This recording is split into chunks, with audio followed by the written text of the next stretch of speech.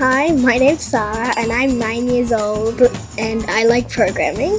I'm Sarah's dad and my name is Francis. As a parent, I can't be more happy than to see her as a mini coder. The instructors are very nice and they help me to code better, and it'll help me make my programming and the games I create better. So a loop is something you put a program in the loop and it does it how many times you tell it to.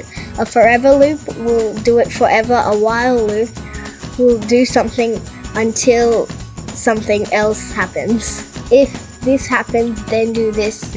Or if this happens, then do this. If not else, you do this.